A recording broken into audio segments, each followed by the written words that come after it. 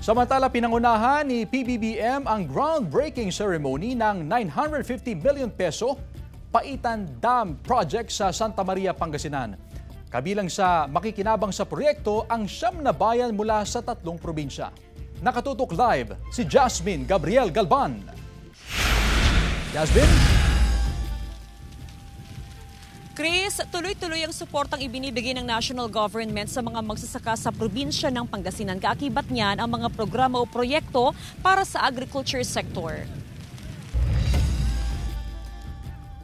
Minsan lang sa isang taon kung makapagtanim ng palay ang mga magsasaka sa Alcala, Pangasinan. Nakadepende lang kasi sa buhos ng ulan ang patubig sa kanilang sakahan. Mas madalas na mais ang kanilang itinatanim dahil hindi nangangailangan ng maraming tubig. Kaya malaking bagay sakaling matapos at maging operational ang itatayong Lower Agno River Irrigation System o LARIS Paitan Dam sa Santa Maria, Pangasinan. Dati sa amin walang tubig. Pag nagawa na ito, talagang tubig na mapupunta dito namin. Mismong si Pangulong Ferdinand Marcos Jr. ang nanguna sa groundbreaking ceremony. Pinondohan ng proyekto ng 950 million pesos na target na matapos sa taong 2027. Mabebenepisyuhan ng patubig mula sa dam ang 9 na mga bayan mula sa mga probinsya ng Pangasinan, Nueva Ecija at Tarlac. Ayon sa Pangulo, layo ng proyekto na mapataas ang produksyon ng palay at iba pang high-value crops.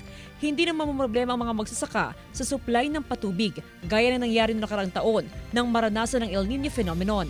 Imbis na bumaha tuwing tag-ulan, ang gagawin natin ay iipunin natin ang tubig para mapakinabangan sa panahon ng tagtuyot. At yan po ang gagawin ng Paitan Dam, isang permanenteng dam na bahagi ng Lower Agno River Irrigation System o LARIS dito sa Santa Maria. Mahigit sa 12,000 hectares ng sakahan ang mapapatubigan ng Paitan Dam. Direktang makikinabang dito ang mahigit sa 12,000 na magsasaka mula sa 57 Irrigators Association sa 3 probinsya. Ang dami pong tanimang uhaw sa patubig. Kaya nandito tayo po ngayon para simulan ang Paitan Dam.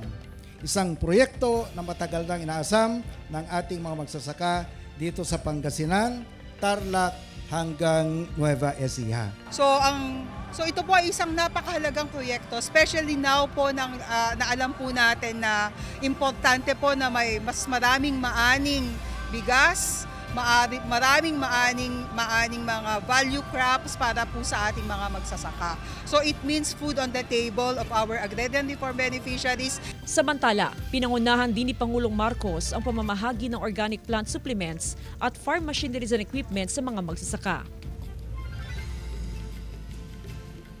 Chris, ayon sa Provincial Agriculture Office, nasa 9 tons per hectare ang napoproduce na palay sa probinsya ng Pangasinan. Target ng national government at ng Department of Agriculture na madoble o mapataas pang produksyon ng palay sa probinsya ng Pangasinan. Chris?